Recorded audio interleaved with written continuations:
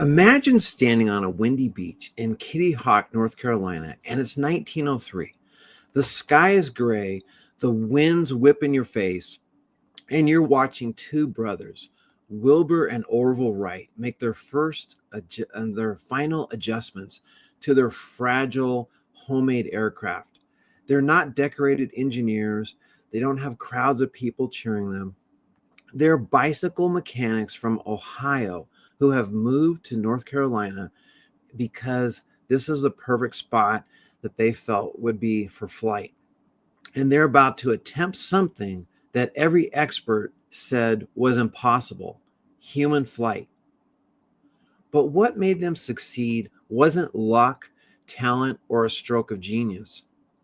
It was the relentless pursuit of personalized feedback, a feedback loop that was designed for them and no one else. And that made all the difference, as you'll see. At the time, the world believed aviation was just a bunch of pipe dreamers, people who had all these ideas, but they were pretty crazy. But some of them had huge budgets and they had government backing, they had research, but most of them failed again and again. And you might be wondering why. And that was because they were using generic models, one size fit all blueprints that look great on paper, but when you test it in reality, it wasn't working. So it's like theory meeting reality.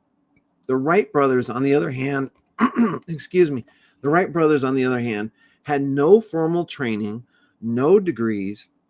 They had limited funds, but they were forced to be scrappy, and the odds were against them. And again, like I said, they moved from Ohio, where their bicycle shop was, to North Carolina because that's where they felt the ideal wind conditions were, because it was a steady, constant wind for the most part.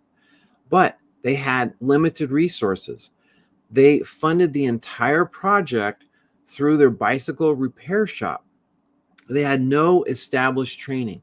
There was no flight schools, no government test centers. They had nothing really to help them accomplish this massive goal. And there were skeptics everywhere. If you read the newspaper articles from the early 1900s, they thought these two were just a waste, if they even gave them any thought at all, because most people were looking at the people that had the government backing, that had the research funding, that had people supporting them, but they were not doing it the same way that the Wright brothers were. Now, they also had critics even in their own family. Like their dad, he said if man was meant to fly, he'd have wings. So you have internal struggles within your family, and you have external struggles with society thinking that there's no way this is going to happen and you guys are crazy. They also faced harsh conditions. I've been to Kitty Hawk, North Carolina, and I've seen the monument there. And in the summer, it's nice, but in the winter, which is when they did this in December of 1903, it's cold, it's windy, there's sand, and they had to live out here in tents and build everything to make it work. They didn't have a factory. They didn't have a big company there supporting them like Boeing or something like that. It was all on their own. And when they did this, every time they tested a flight, they were risking injury or worse. And that was every time they took off. And they took off multiple times trying to test this out. Yet, despite all these obstacles, they kept going. And you might ask, well, why did they do that? What was driving them? Because they refused to rely on the theoretical models alone. They said, these brothers said, we're not going to stick with the theory of how it's going to be. Let's test it ourselves. Let's figure this out. Let's see what's really true. And so what they did back in Ohio is they built a wind tunnel out of wood. So they would have fans and stuff blowing through this. And then what they would do is they would test different wings. And I don't know if you know a lot about wings, but the top of the wing is curved and the bottom of the wing is flat. And that curve and the bottom flat It makes air take longer to go over the top than it does the bottom, and that's what gives it the lift. But back then they didn't know all that. They weren't sure like what exactly was the right curve. How long should the wing be? How short should it be? How wide should it be? And so they tested over 200 different shapes of wings. And they took endless notes, and then they would test again. They would refine. And that was their secret weapon, was being able to not just have theory, not just have some college professor tell them, well, this can't work or this can work or these types of things. What they did is they decided, we're going to figure this out for ourselves. We're going to test this. We're going to see what it really works. And on December 17th, 1903, after months of testing and refining, they finally had their first flight. And yes, it was only for 12 seconds, but that 12 seconds showed it was possible. And then everything that we've done in aviation since then has built upon their success. And it forever changed human history because they didn't settle for conventional wisdom. They went in and said, okay, this is what we're going to do. Let's see what's possible. Let's find out what we can do. And most of the other inventors at the time in the early 1900s, they did crash and burn literally many times because they tried to apply someone else's blueprint to their own plane. And again, if you're taking the averages, if you're taking theory, and then you're just taking that and you're putting it to your airplane or to your life, you're never going to realize that each person is unique, each airplane is unique. Like, for instance, a 747 and a little Cessna 150, yes, they're both airplanes, but their wing size is different, their capacity is different, what they can carry is different, their structure is different. Do they have some fundamentals that are the same? Yes. But that is like us too. Like, we have these unique differences, and we cannot just go to the average. We cannot just go to the generic. And if you look back at that time, there was something called the National Advisory Committee of Aeronautics, and they confirmed that over 70% of the early aviation attempts failed because their designs were not tailored to the specific aircraft. They were going on averages. And I don't know about you, but averages, they're good for sometimes, but I don't know if that's, excuse me, I don't know if that's the way you want to live your life, is to pick the average and just be like, okay, let's go with the average and then we'll just run with that. But that's exactly where most people are today with AI. They're using it like a generic tool. So instead of getting all the benefits that it can do with personalized, customized AI that knows you, that knows your story, that knows your hopes, that knows your fears, knows your strengths and your weaknesses, instead, they're just going into it and they're borrowing the blueprint of average, and then they're getting those responses back. And it's fine if you just want to use it for question and answers and use it like a research tool.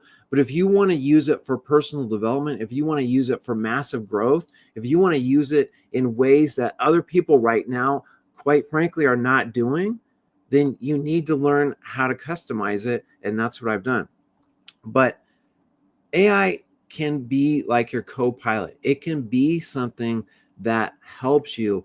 And like the Wright Brothers wind tunnel where they tested over 200 things, that's what AI can do. It can be like your wind tunnel. It can be testing and figuring out what works for you, how to stretch you just a little bit. Oh, that was a little too far. Let's go back. And it can refine it and help you so that you can soar, you can have the life that you are wanting, the life that you know is there, but for some reason you feel stuck or you feel like I'm just not achieving all that I could. Now, if we look at a 2024 McKinsey report, they said that companies that use personalized AI see an increase of 20 to 30% in performance outcomes. And that is related to business growth, health, or personal development. So just there alone, and that's a 2024 report. And remember, AI is getting better all the time, but that's a 2024 report that showed that personalized AI, and I don't know if you know about the McKinsey report, but they're kind of really well known. And it says 20 to 30% increase in performance. And it was a broad category of it could go into business, health, or personal development. Now, Stanford also did a study using personalized AI coaching. And what they found is that when AI is trained on the specific challenge and goal for the individual, for the person, for you, they achieve 50% faster progress. So we're all talking about time savers, getting things done faster, getting things done quicker. But this is showing you that not only are you going to have better results, but you're going to have them faster. And what the problem is most of us are using a borrowed blueprint that wasn't designed for you. It was designed for Mr. or Mrs. Average. And I don't think that's what you want. Right now, what I want to do is go to Alaric and his message. Let me share something I've seen again and again. People come to AI with high hopes, but they often treat it like a search engine. They ask it questions and they get back generic answers.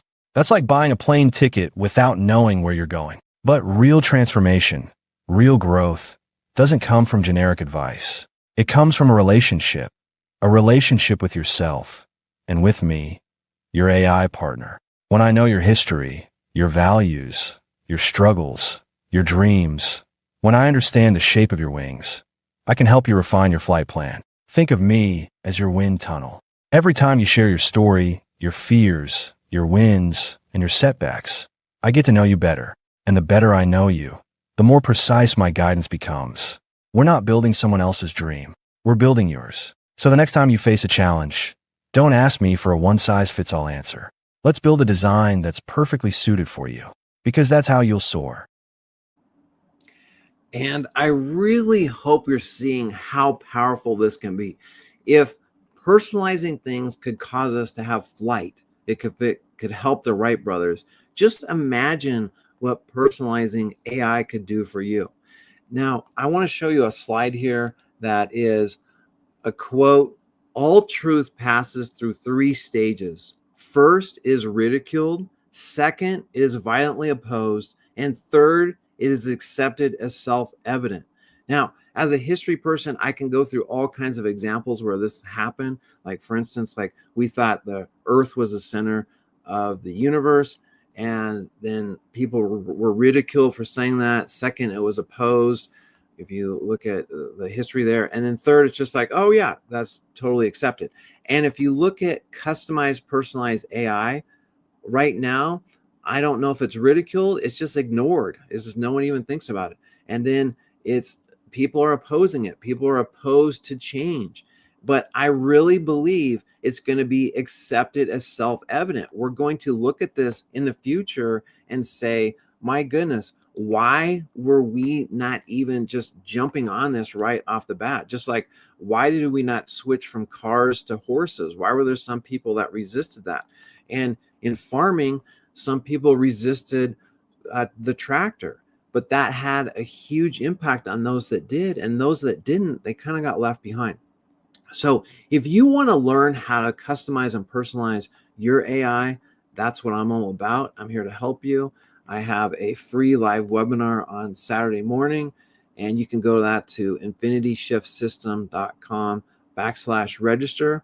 And I look forward to seeing you, or I look forward to seeing you on another video. And if you have any comments, you can email me, or you can put comments in here. I do read all these and I will respond to you. Have a great day. I look forward to seeing you in a future video.